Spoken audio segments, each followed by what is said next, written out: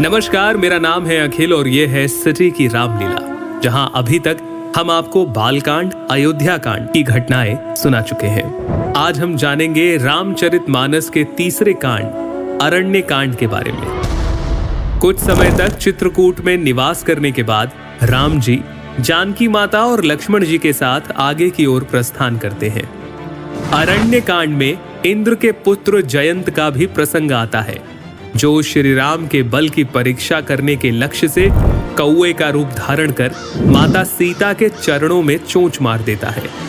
माता के चरणों से जब रक्त बह चला, तब श्री राम ने एक सीक को अभिमंत्रित कर जयंत की ओर छोड़ा। जयंत बचने के लिए अपने पिता इंद्र के पास भी गए, लेकिन उन्होंने भी रामद्रोही को शरण नहीं दी।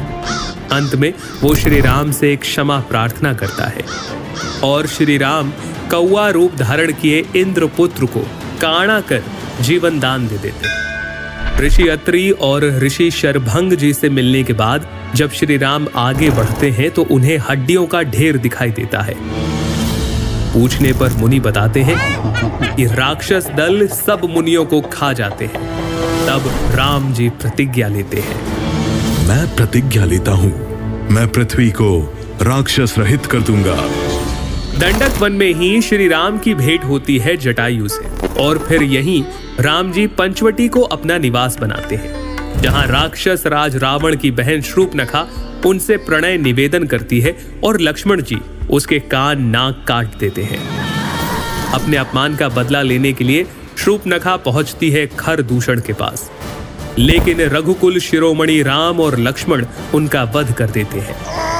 अब शूर्पणखा जाती है अपने भाई रावण की सभा में।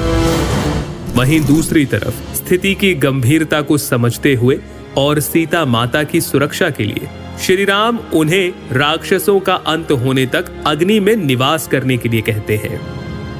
हे प्रिय, मैं अब कुछ मनोहर लीलाएं करूंगा, इसलिए जब तक मैं राक्षसों का वध करूं, तब तक तुम अग्नि में निवास करो।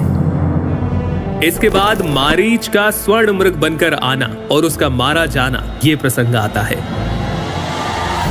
इधर रावण द्वारा सीता माता के स्वरूप यानी माया सीता का हरण किया जाता है और जानकी विलाप करते हुए कहती है, हे रघुनाथ जी, आपने किस अपराध पर मुझसे दया भुला दी।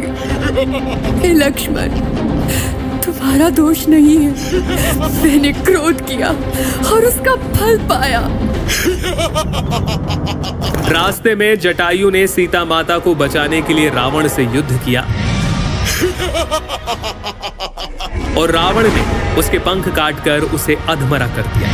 फिर राम जटायु संवाद और शबरी से श्री राम की भेंट, जहां शबरी उन्हें पंपा सरोवर जाने का सुझाव देती है और इसी के साथ अरण्य कांड की समाप्ति होती है। रावणारि जसु पावन